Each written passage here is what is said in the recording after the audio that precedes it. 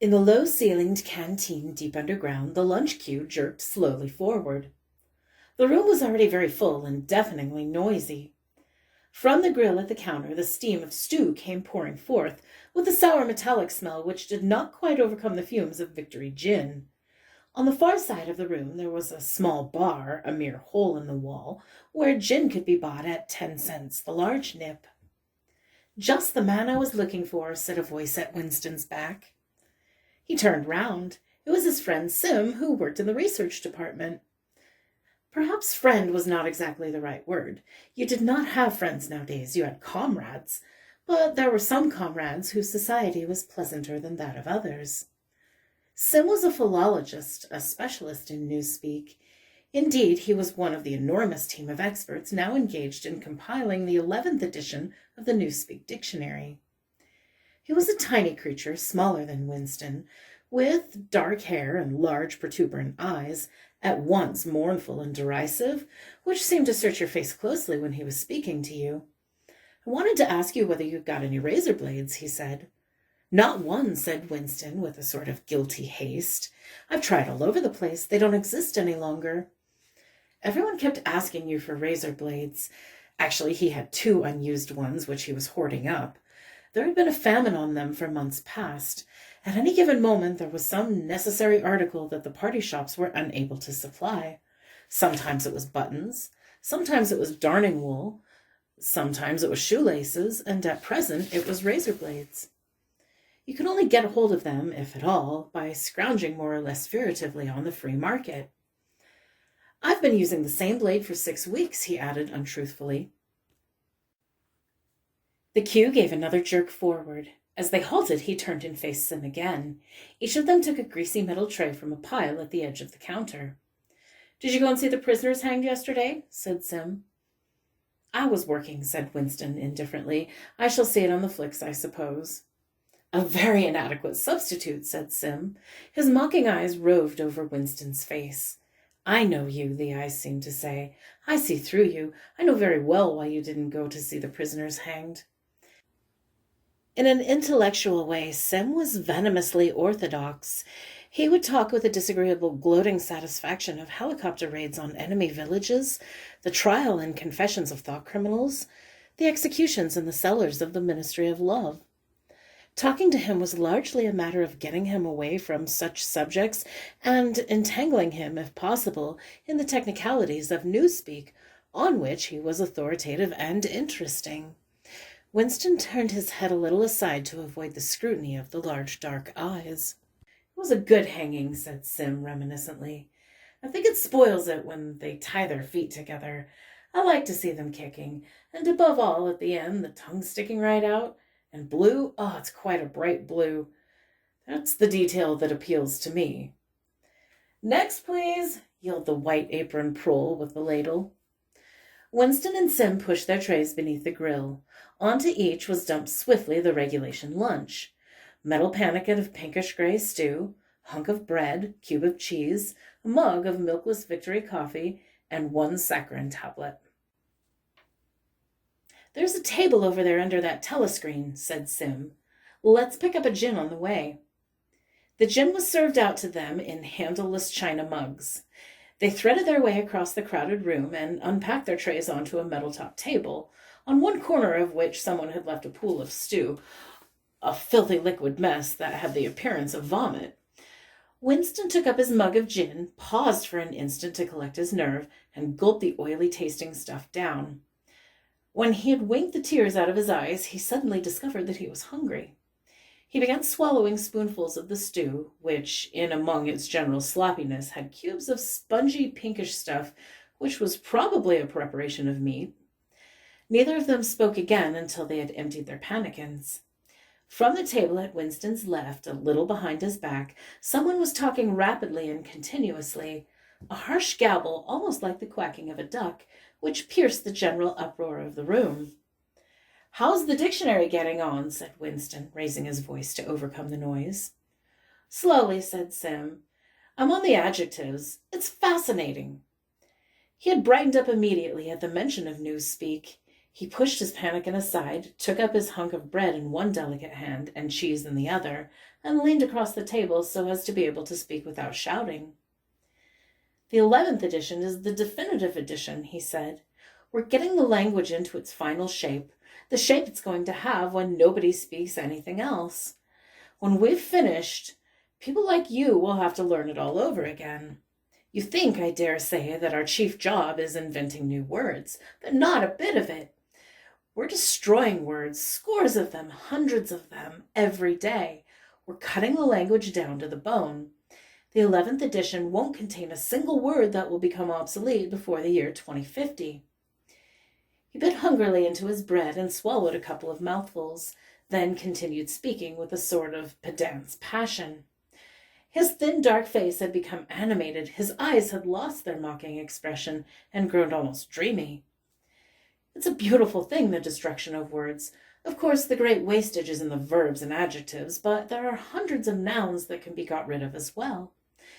It isn't only synonyms, there are also the antonyms. After all, what justification is there for a word which is simply the opposite of some other words? A word contains the opposite in itself. Take good, for instance. If you have a word like good, what need is there for a word like bad? Ungood will do just as well. Better, because it's an exact opposite, which the other is not. Or again, if you want a stronger version of good, what sense is there in having a whole string of vague, useless words like excellent and splendid and all the rest of them? Plus good covers the meaning, or double plus good if you want something stronger still. Of course, we use these forms already, but in the final version of Newspeak there will be nothing else. In the end, the whole notion of goodness and badness will be covered by only 6 words. In reality, only 1 word. Don't you see the beauty of that, Winston? It was Big Brother's idea originally, of course," he added as an afterthought. A sort of vapid eagerness flitted across Winston's face at the mention of Big Brother. Nevertheless, Sim immediately detected a certain lack of enthusiasm. "You haven't a real appreciation of Newspeak, Winston," he said almost sadly. "Even when you write, you're still thinking in old speak. I've read some of those pieces that you write in the Times occasionally. They're good enough, but they're translations. In your heart, you'd prefer to stick to old speak with all its vagueness and its useless shades of meaning. You don't grasp the beauty of the destruction of words. Do you know that Newspeak is the only language in the world whose vocabulary gets smaller every year?" Winston did know that, of course. He smiled sympathetically, he hoped, not trusting himself to speak. Sim bit off another fragment of his dark-colored bread, chewed it briefly, and went on. "Don't you see that the whole aim of Newspeak is to narrow the range of thought? In the end, we shall make thought crime literally impossible, because there will be no words in which to express it.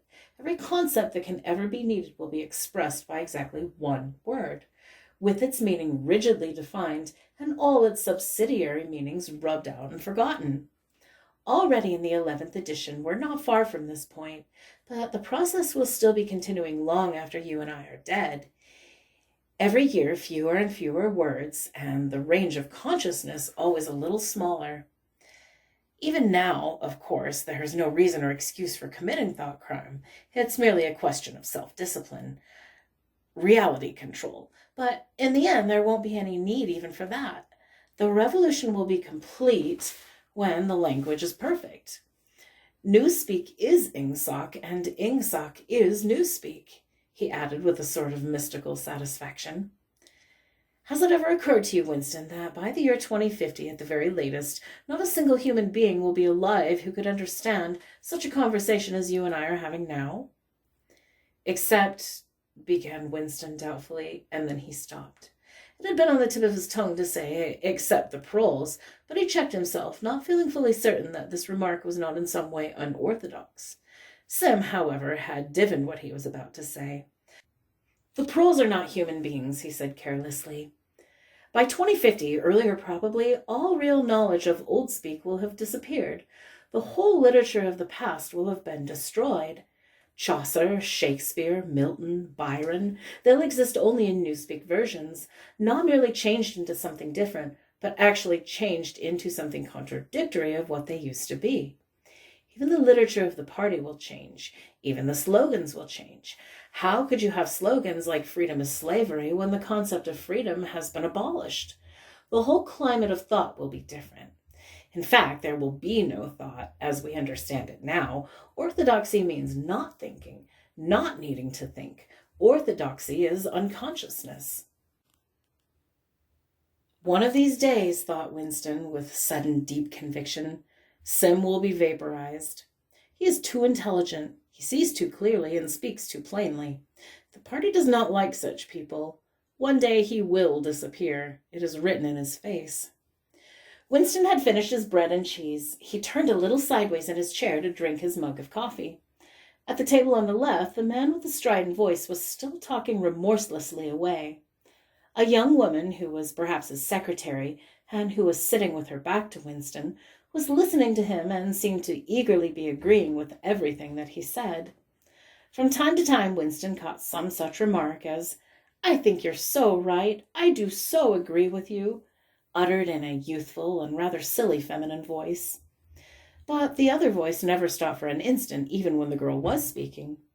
Winston knew the man by sight, though he knew no more about him than that he held some important post in the fiction department. He was a man of about 30, with a muscular throat and a large, mobile mouth.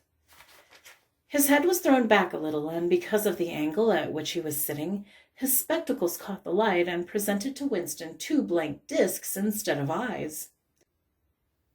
What was slightly horrible was that from the stream of sound that poured out of his mouth, it was almost impossible to distinguish a single word. Just once Winston caught a phrase, "complete and final elimination of Goldsteinism," jerked out very rapidly and, as it seemed, all in one piece, like a line of typecast solid. For the rest, it was just noise, a quack, quack, quacking, and yet, though you could not actually hear what the man was saying, you could not be in any doubts about its general nature. He might be denouncing Goldstein or demanding sterner measures against thought criminals and saboteurs. He might be fulminating against the atrocities of the Eurasian army. He might be praising Big Brother or the heroes of the Malabar Front.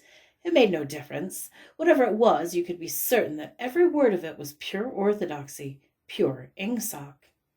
As he watched the eyeless face with the jaw moving rapidly up and down, Winston had a curious feeling that this was not a real human being, but some kind of dummy. It was not the man's brain that was speaking. It was his larynx. The stuff that was coming out of him consisted of words, but it was not speech in the true sense. It was a noise uttered in unconsciousness, like the quacking of a duck. Sim had fallen silent for a moment, and with the handle of his spoon was tracing patterns in the puddle of stew. The voice from the other table quacked rapidly on, easily audible in spite of the surrounding din. "There is a word in newspeak," said Sim. "I don't know whether you know it. Duck speak, to quack like a duck. It is one of those interesting words that have two contradictory meanings. Applied to an opponent, it is abuse. Applied to someone you agree with, it is praise." Unquestionably, Sim will be vaporized, Winston thought again. He thought it with a kind of sadness, although well knowing that Sim despised him and slightly disliked him, and was fully capable of denouncing him as a thought criminal if he ever saw any reason for doing so. There was something subtly wrong with Sim. There was something that he lacked. Discretion, aloofness, a sort of saving stupidity. You could not say that he was unorthodox. He believed in the principles of Ingsoc. He venerated Big Brother. He rejoiced over victories. He hated heretics. Not merely with sincerity, but with a sort of restless zeal and up-to-dateness of information which the ordinary party member did not approach. Yet a faint air of disreputability always clung to him. He said things that would have been better unsaid. He had read too many books.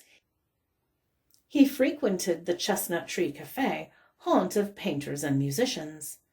There was no law, not even an unwritten law, against frequenting the Chestnut Tree Cafe, yet the place was somehow ill-omened. The old discredited leaders of the party had been used to gather there before they were finally purged. Goldstein himself, it was said, had sometime been seen there years and decades past. Sim's fate was not difficult to foresee, and yet it was a fact that if Sim grasped, even for 3 seconds, the nature of his, Winston's, secret opinions, he would betray him instantly to the thought police. So would anybody else, for that matter, but Sim more than most. Zeal was not enough. Orthodoxy was unconsciousness. Sim looked up. "Here comes Parsons," he said. Something in his tone of voice seemed to add, "that bloody fool." Parsons, Winston's fellow tenant at Victory Mansions, was in fact threading his way across the room. A tubby, middle-sized man with fair hair and a frog-like face. At 35, he was already putting on rolls of fat at the neck and waistline, but his movements were brisk and boyish. His whole appearance was that of a little boy grown large, so much so that, although he was wearing the regulation overalls, it was almost impossible not to think of him as being dressed in the blue shorts, gray shirt, and red neckerchief of the spies. In visualizing him, one always saw the picture of dimpled knees and sleeves rolled back from pudgy forearms. Parsons did indeed invariably revert to shorts when a community hike or any other physical activity gave him an excuse for doing so. He greeted them both with a cheery "hello, hello," and sat down at the table, giving off an intense smell of sweat. Beads of moisture stood out all over his pink face. His powers of sweating were extraordinary. At the community center, you could always tell when he had been playing table tennis by the dampness of the bat handle. Sim had produced a strip of paper on which there was a long column of words, and was studying it with an ink pencil between his fingers. "Look at him a-working away at his lunch hour," said Parsons, nudging Winston. "Keenness, eh? What's that you've got there, old boy? Something a bit too brainy for me, I expect. Smith, old boy, I'll tell you why I'm chasing you. It's that sub you forgot to give me." "Which sub is that?" said Winston, automatically feeling for money. About a quarter of one's salary had to be earmarked for voluntary subscriptions, which were so numerous that it was difficult to keep track of them. "For Hate Week, you know, the house-by-house fund. I'm treasurer for our block. We're making an all-out effort, going to put on a tremendous show. I tell you, it won't be my fault if old Victory Mansions doesn't have the biggest outfit of flags in the whole street. $2 you promised me." Winston found and handed over 2 creased and filthy notes, which Parsons entered into a small notebook, in the neat handwriting of the illiterate. "By the way, old boy," he said, "I hear that little beggar of mine let fly at you with his catapult yesterday. I gave him a good dressing down for it. In fact, I told him I'd take the catapult away if he does it again." "I think he was a little upset for not going to the execution," said Winston. "Ah, well, what I mean to say shows the right spirit, doesn't it? Mischievous little beggars they are, both of them. But talk about keenness. All they think about is the spies and the war, of course. Do you know what that little girl of mine did last Saturday when her troop was on a hike to Berkhamsted Way? She got 2 other girls to go with her, slipped off from the hike, and spent the whole afternoon following a strange man.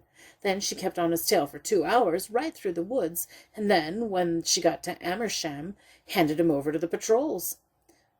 "What did they do that for?" said Winston, somewhat taken aback. Parsons went on triumphantly. "My kid made sure that he was some kind of enemy agent. Might have been dropped by a parachute, for instance. But here's the point, old boy. What do you think put him there in the first place? She spotted him wearing funny kind of shoes, and she'd never seen anyone wearing those shoes like that before.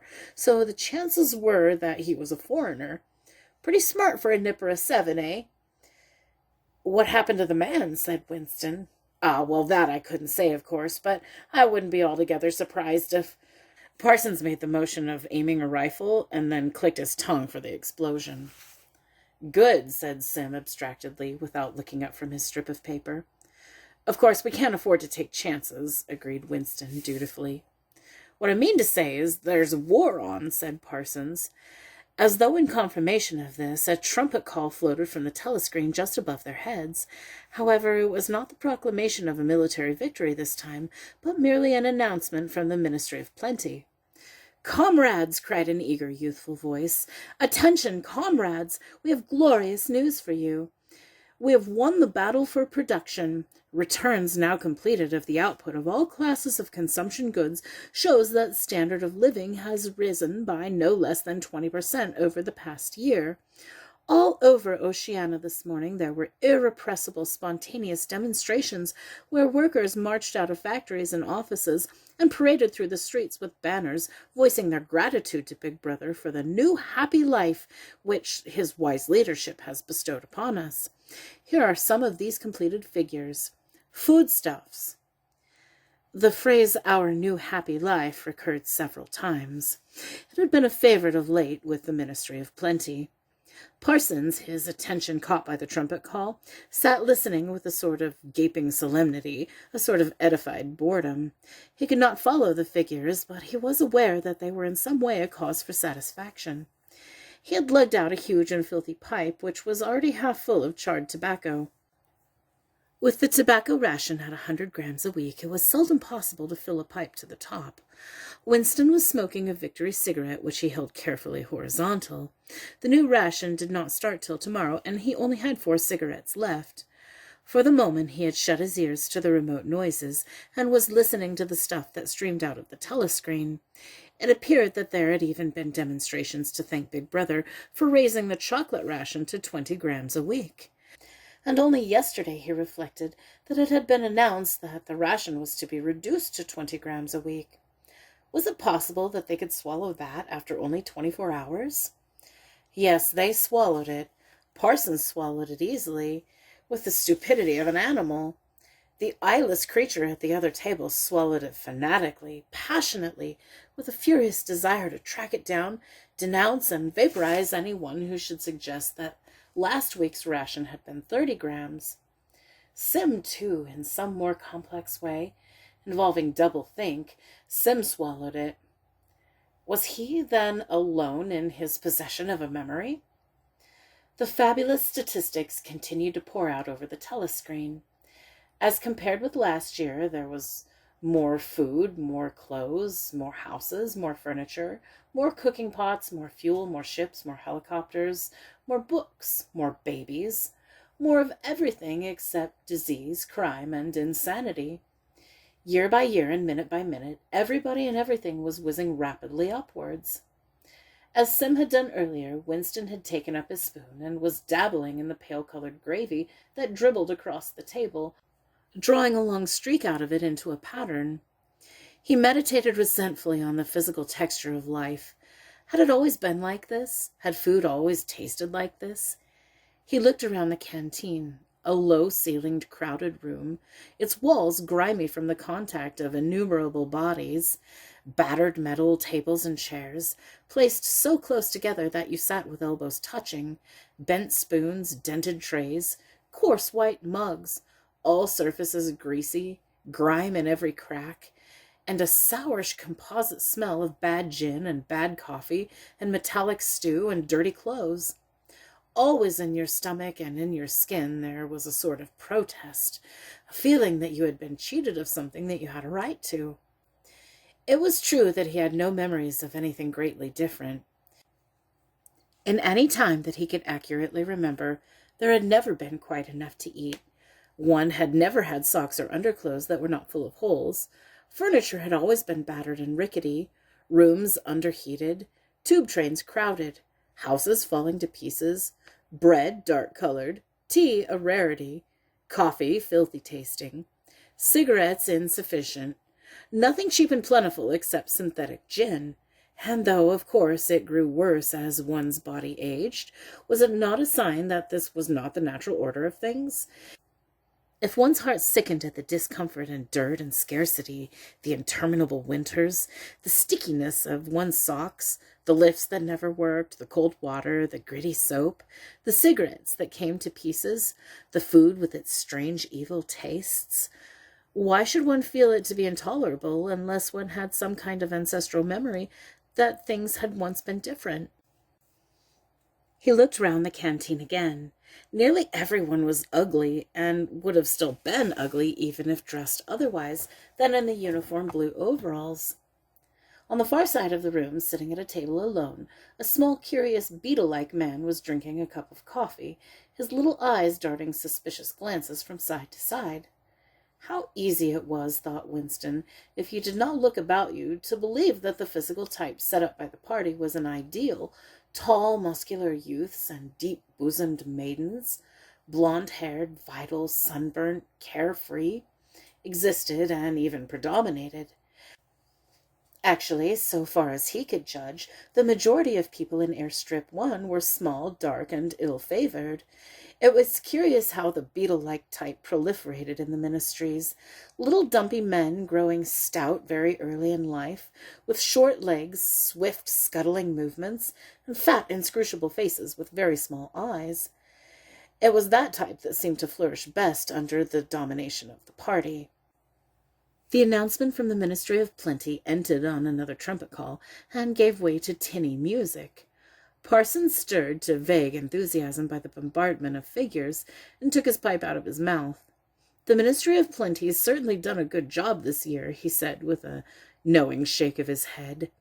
"By the way, Smith, old boy, I suppose you haven't got any razor blades you can let me have?" "Not one," said Winston. "I've been using the same blade for 6 weeks myself." "Ah, well, just thought I'd ask you, old boy." "Sorry," said Winston. The quacking voice from the next table temporarily silenced during the ministry's announcement, and it started back up again as loud as ever. For some reason, Winston suddenly found himself thinking of Mrs. Parsons, with her wispy hair and the dust in the creases of her face. Within 2 years, those children would be denouncing her to the thought police. Mrs. Parsons would be vaporized. Sim would be vaporized. Winston would be vaporized. O'Brien would be vaporized. Parsons, on the other hand, would never be vaporized. The eyeless creature with the quacking voice would never be vaporized. The little beetle-like man who scuttled so nimbly through the labyrinth corridors of ministries, they, too, would never be vaporized. And the girl with the dark hair, the girl from the fiction department, she would never be vaporized either. It seemed to him that he knew instinctively who would survive and who would perish, though just what it was that made for survival it was not easy to say. At that moment he was dragged out of his reverie with a violent jerk. The girl at the next table had turned partly round and was looking at him. It was the girl with dark hair. She was looking at him in a sidelong way, but with curious intensity. That instant she caught his eye, and then she looked away again. The sweat started out over Winston's backbone. A horrible pang of terror went through him. It was gone almost at once, but it left a sort of nagging uneasiness behind. Why was she watching him? Why did she keep following him about? Unfortunately, he could not remember whether she had always been at the table when he arrived, or had come there afterwards. But yesterday, at any rate, during the 2 minutes of hate, she had sat immediately behind him when there was no apparent need to do so. Quite likely her real object had been to listen to him and make sure whether he was shouting loudly enough. His earlier thought had returned to him. Probably she was not actually a member of the thought police, but that it was precisely the amateur spy who was the greatest danger of all. He did not know how long she had been looking at him, but perhaps for as much as 5 minutes, and it was possible that his features had not been perfectly under control. It was terribly dangerous to let your thoughts wander when you were in any public place or within range of a telescreen. The smallest thing could give you away: a nervous tic, an unconscious look of anxiety, a habit of muttering to yourself, anything that carried with it the suggestion of abnormality, of having something to hide. In any case, to wear an improper expression on your face, a look incredulous when a victory was announced, for example, was itself a punishable offense. There was even a word for it in newspeak. Face crime, it was called. The girl had turned her back on him again. Perhaps, after all, she was not really following him about. Perhaps it was coincidence that she had sat so close to him 2 days running. His cigarette had gone out, and he had laid it carefully on the edge of the table. He would finish smoking it after work, if he could keep the tobacco in it. Quite likely the person at the next table was a spy of the thought police, and quite likely he would be in the cellars of the Ministry of Love within 3 days, but a cigarette end must not be wasted. Sim had folded up his strip of paper and stowed it away in his pocket. Parsons had begun talking again. "Did I ever tell you, old boy," he said, chuckling round the stem of his pipe, "about the time when those two nippers of mine set fire to the old market woman's skirt because they saw her wrapping up sausages in a poster of Big Brother? Sneaked up right behind her and set fire to it with a box of matches. Burned her quite badly, I believe.